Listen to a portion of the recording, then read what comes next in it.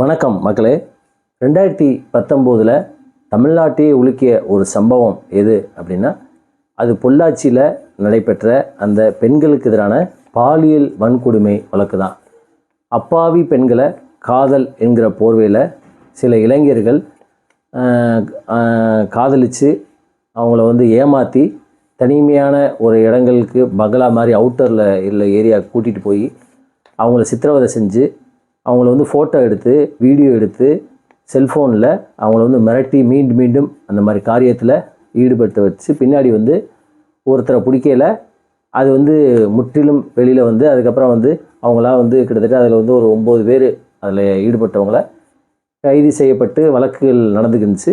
அதோட தீர்ப்பு ஒரு மாதத்துக்கு முன்னாடி நினைக்கிறேன் பொள்ளாச்சியில் உள்ள அந்த மகளிர் நீதிமன்றம் தீர்ப்பு கொடுத்தாங்க. சாகும் வரை சிறை அப்படிங்கிற தீர்ப்பு கொடுத்தாங்க. எல்லாருமே இந்த தீர்ப்பை வரவேற்றாங்க. இந்த பொள்ளாச்சி பாலியல் இந்த வழக்கு இவ்வளோ தூரம் பாப்புலர் ஆனதுக்கு முக்கியமான ஒரு காரணம் ஊடகங்கள், குறிப்பாக மெயின் ஸ்ட்ரீம் ஊடகங்கள் கிடையாது, அதாவது டிவி சேனல்ஸோ பத்திரிகைகளோ கிடையாது.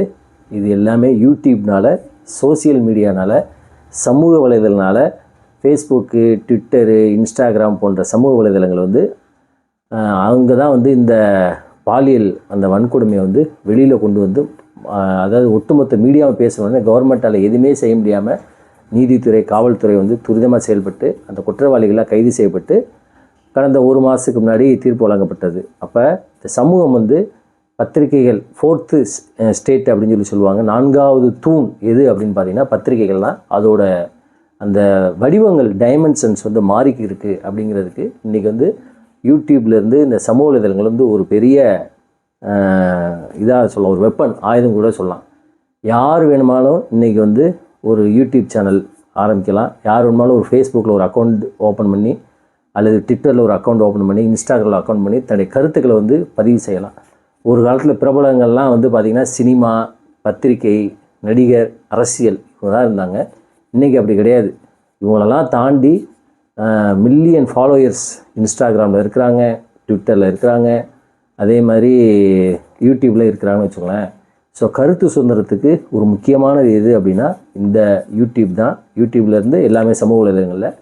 அதே மாதிரி 2020 இந்த சாத்தான்குளம் அந்த காவல்துறை தாக்குதலால் இறந்து போன ஜெயராஜ் பெனிக்ஸ் அவங்க அப்பா பையன் மகன் அந்த இறந்து போன அந்த சம்பவமே மிகப்பெரிய அளவில் பேசப்பட்டது காரணம் சமூக வலைதளங்கள் தான். அதுக்கப்புறம் எத்தனையோ லாக்அப் டெத்து தமிழ்நாட்டிலையும் சரி இந்தியாவிலையும் நடந்தால் கூட அந்த வழக்கு அவ்வளோ ஒரு சிவியராக பேசப்பட்டது காரணம் இந்த சமூக வலைதளங்கள், மீடியாக்கள் தான் வச்சுக்கோங்களேன். அப்போ இந்த சோசியல் மீடியா நினச்சா என்ன வேணுமான்னு செய்யலாம். இன்றைக்கி அரசியல்வாதிகள் மக்களுக்கு பயப்படுறாங்களோ இல்லையோ, நீதிமன்றத்துகளுக்கு பயப்படுறாங்களோ இல்லையோ ஆட்சியாளர்கள், ஆனால் இந்த சமூக வலைதளங்களுக்கு பயப்படுறாங்க. ஏன்னா பேர் கெட்டு போயிடுது, டேமேஜ் ஆகிடுது. ஒன்ஸ் அதில் கெட்டு போயிடுச்சுன்னா அவங்க அதுக்கப்புறம் அது மீண்டே வர முடியாது. அப்படிங்கிறது ஒரு மிகப்பெரிய இன்றைக்கி உண்மையாக மறுக்க முடியாத உண்மையாகிடுச்சு.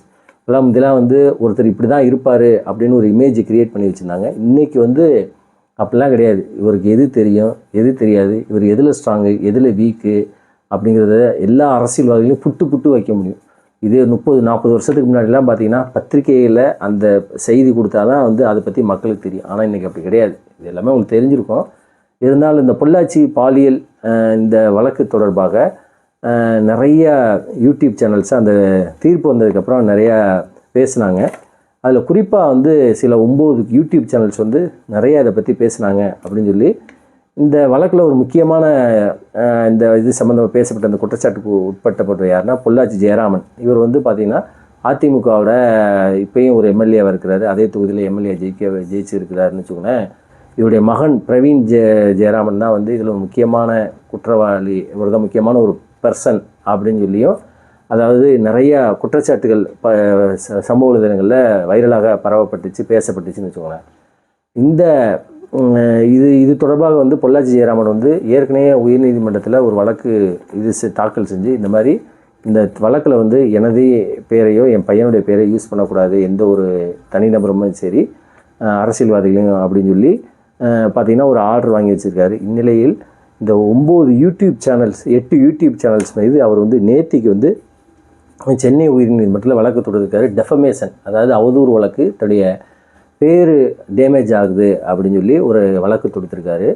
அது என்ன ஏன் அப்படின்னா இந்த வழக்குக்கு எனக்கு சம்மந்தமே கிடையாது. ஆனால் இந்த வழக்கில் வந்து என்னை வந்து எனது பேரையும் எனது பையனுடைய பேரையும் வந்து தேவையில்லாமல் இந்த சேனல்ஸ் வந்து இழுக்கிறாங்க அப்படின்னு சொல்லி என்னுடைய பேரை வந்து டேமேஜ் பண்ணுறாங்க. அதனால் நஷ்ட ஈடாக 1 லட்சம் 1 கோடி ரூபா தரணும் அப்படின்னு சொல்லியும் வழக்கு தொடுத்திருக்காரு. அது எந்தெந்த சேனல்ஸ்னு பார்த்தீங்கன்னா நக்கீரன் டிவி, அது உங்களுக்கு தெரிஞ்சிருக்கும். அவங்க தான் முதல்ல நக்கீரன் கோபால் அவங்க தான் வந்து இந்த பொள்ளாச்சி இந்த பாலியல் வன்கொடுமையை வந்து நிறைய கோபால் பேசி அவர் வந்து நிறைய வீடியோக்கள் போட்டு வைரலாகி அது வெளியே கொண்டு.